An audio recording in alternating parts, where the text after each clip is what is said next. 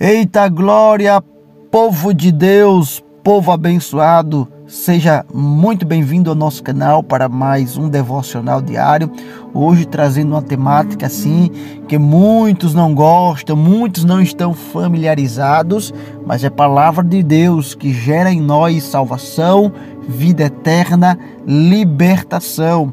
Hoje eu quero falar com vocês sobre santidade ao Senhor. O caldo é grosso, mas aguenta aí porque é revelação de Deus e eu tenho certeza que esta palavra vai mudar a sua vida, vai abençoar a sua vida. Mas antes já quero te pedir, se você é novo por aqui, inscreva-se em nosso canal, deixa o seu like. Também quero te pedir, deixa os seus comentários, eu vou interagir com você através dos comentários. E mais uma coisa eu te peço, aqui embaixo tem um botão compartilhar, clica nele que vai ser aberto opções de compartilhamento para outras mídias sociais, inclusive de WhatsApp.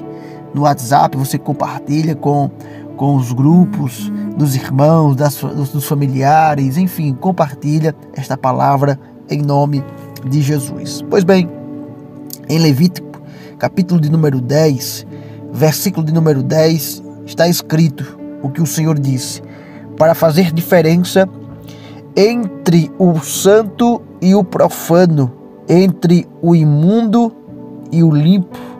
E este texto está dentro do contexto histórico em que os filhos de Arão, Nadab e Abiú, foram mortos perante a face do Senhor, porque, estando imundos, sendo profanos, se atreveram a se apresentar diante da presença santa de Deus. Se apresentaram diante da presença santa de Deus com fogo estranho, e fogo saiu de diante do Senhor e consumiu eles, porque o Senhor faz a diferença entre o santo e o profano, entre o imundo e o limpo. O povo de Deus, ele é diferente, sempre será diferente do profano, do imundo, do sistema mundano. Quando não se percebe mais as diferenças entre o povo de Deus, o justo, o salvo, do ímpio, alguma coisa está errada. Porque aqueles que aceitaram a Cristo, aqueles que decidiram se tornar povo de Deus, eles são diferentes. Porque já estão afastados do profano, do imundo, e se tornaram salvos em Deus.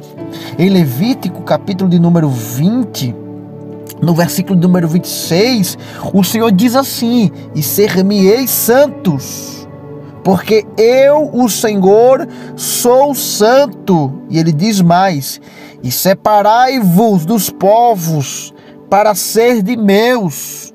Deus está falando com o seu povo, dizendo: eu vou separar vocês, eu vou tirar vocês do mundo para se tornarem povo meu.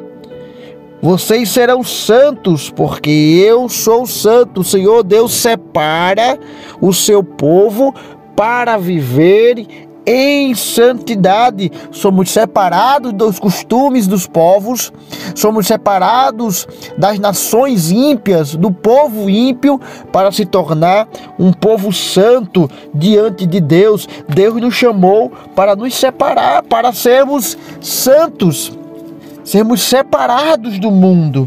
Em Hebreus, capítulo de número 12, versículo de número 14, a palavra é ainda mais séria, porque o autor dessa carta vai dizer: seguir a paz com todos e a santificação, sem a qual ninguém verá ao Senhor. Sem a santificação, ninguém verá ao Senhor. O que isso significa?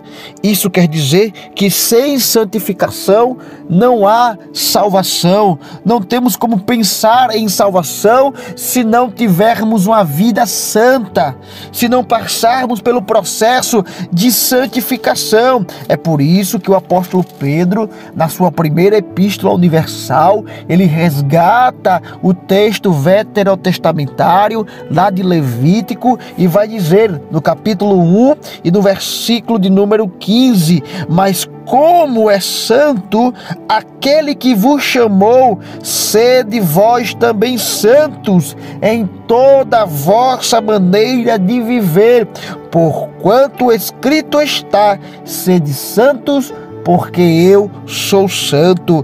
É santo não somente na igreja, não é santo somente dentro da família, não é santo só em um aspecto da vida, não é santo só na alma e no espírito e não na carne e no corpo. É santo em toda a maneira de viver, na integralidade, corpo, alma e espírito. É santo na escola, é santo na faculdade, é ser santo no trabalho, é ser santo na vizinhança, é ser santo por onde você passar, é ser santo quando você viaja e está distante de tudo e de todos, é ser santo em toda a sua conduta de vida. Deus nos chama para vivermos uma vida em santidade.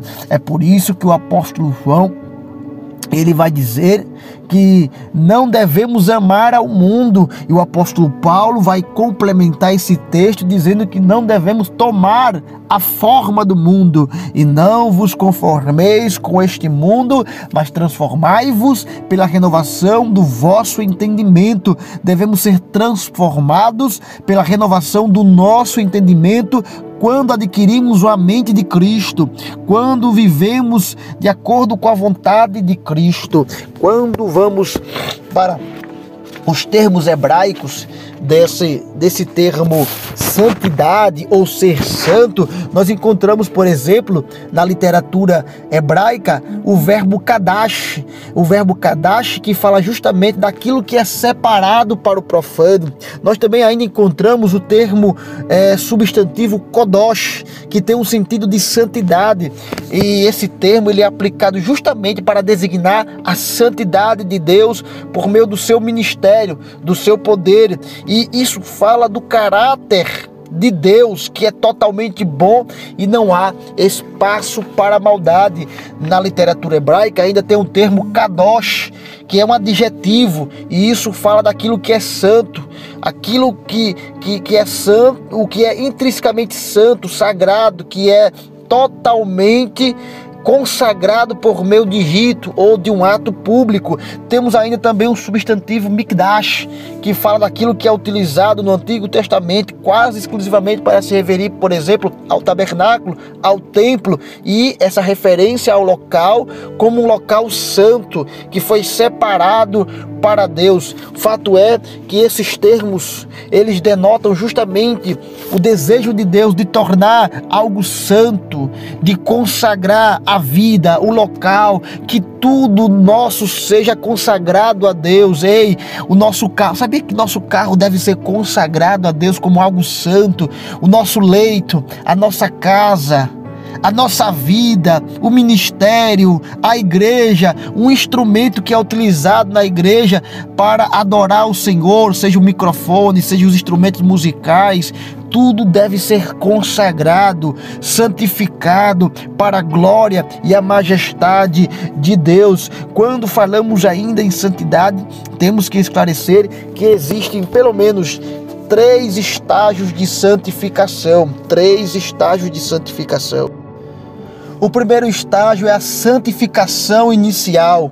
Isso acontece quando somos justificados pela fé através da obra vicária de Cristo. Quando aceitamos a Cristo como o único e suficiente Salvador da nossa vida, temos então a vida santificada, isto é, justificada, naquele momento em que você recebe a Cristo, que você aceita a obra de salvação de Cristo Jesus para a nossa vida, nós somos justificados, nós nos tornamos santos. Sim, eu não preciso ser vaticinado por uma igreja para se tornar um santo, não, porque santo aqui é no sentido de ser separado para Deus. Então, quando alguém aceita Cristo como Senhor e Salvador, ele é santificado por meio dessa santificação inicial, que é a justificação pela fé.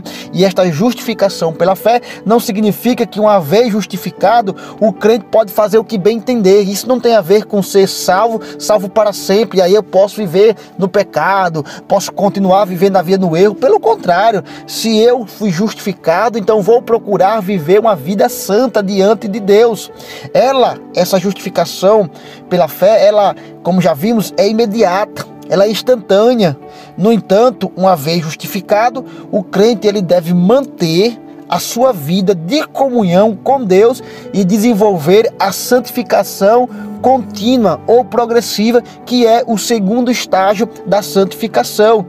A santificação contínua e progressiva, ela acontece na vida da pessoa que já foi justificada, do crente que já passou pelo processo da santificação inicial, que é a justificação. E isso é um processo natural, é algo natural, porque a pessoa que uma vez é justificada, ela recebe uma nova natureza, ela recebe a mente de Cristo.